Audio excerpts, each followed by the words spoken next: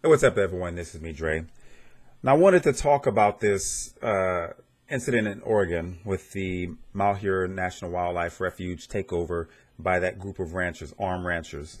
Now, I don't want to touch too much on the backstory because this is something that happened last week around Friday or Saturday of last week. And the one thing that I really wanted to touch on is the double standard.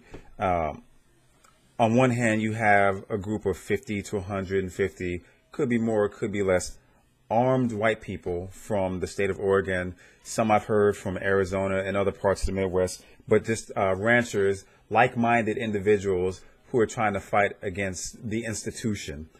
And the double standard I see is that there's no law enforcement. There's no National Guardsmen in riot gear. There's no police law enforcement immediately in the area. There's just a group of media who is allowed onto the premises to take a tour and to hear out these domestic terrorists. And yes, I'm going to call them domestic terrorists. I'm going to call them thugs because what they're doing is they're spreading fear in that community. You're talking about a group of people who have taken over that national refuge and the community around it. They've had to stop their lives.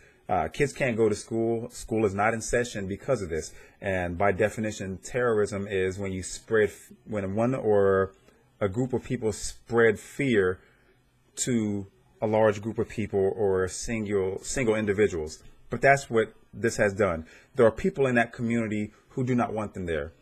You have members of the Native American tribe. I forgot the name, but they're definitely saying, we don't need you here.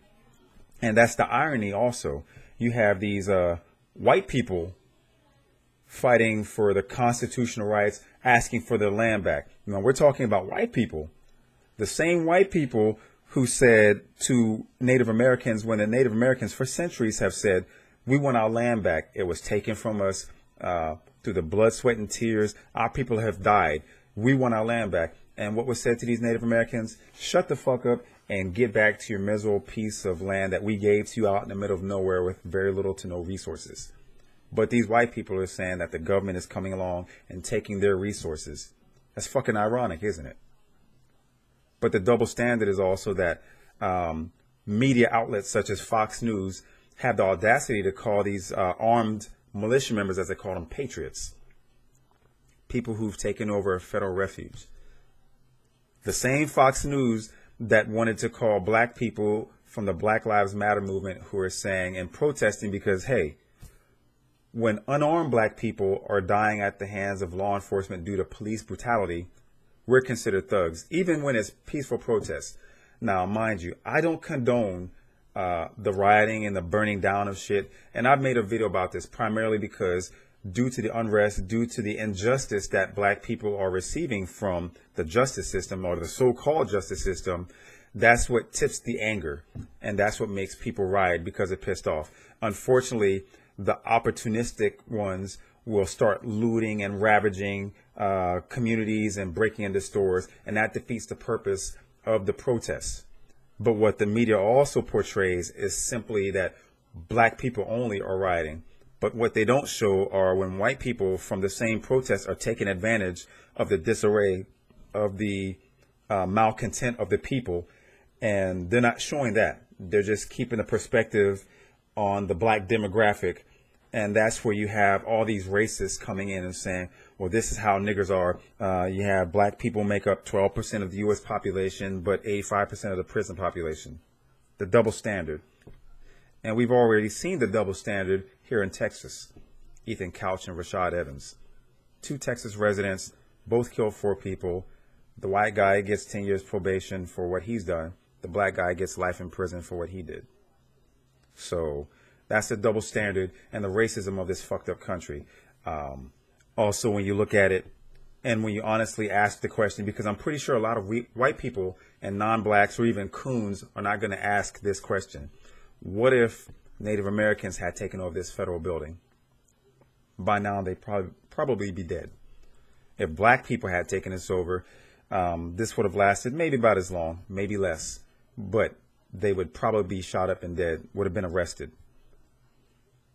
What about Muslims? If Muslims had taken this over, there would have been no hesitation for white America, allow these racist white Americans to call for every branch of the military service to unleash the might of their nuclear arsenal to level the entire state just to get rid of these Muslims. Because that's the narrative now. The fear-mongering spread by the likes of Donald Trump. But that's what we're looking at, the double standard in this country, the hypocrisy, the racism. But white people don't want to look in the mirror, or they don't want to ask this question. And deflectionism, that's what's going to happen. In this video, in the comment section, people are going to agree, people are going to disagree. Those that disagree, they're going to talk about what black people do. But when has it been wrong for an ethnicity to experience the police brutality that we have? And white people will quickly say, well, more white people are killed by the cops. And this is true. This is absolutely true. And as I've said in a couple of my other videos, more white people are dying at the hands of the cops because they're taking up arms against the cops, trying to retaliate. And force for force, they're on the losing end. But how many times last year have you seen an unarmed white person die? I can only recall, and I'm pretty sure it's happened a lot, but what's made national attention?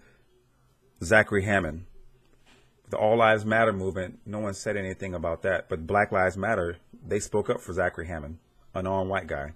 The little white kid in Louisiana, the 6-year-old who was killed by the cops because his father was evading the law. Cops opened fire, young boy was struck in the head. Tragic indeed.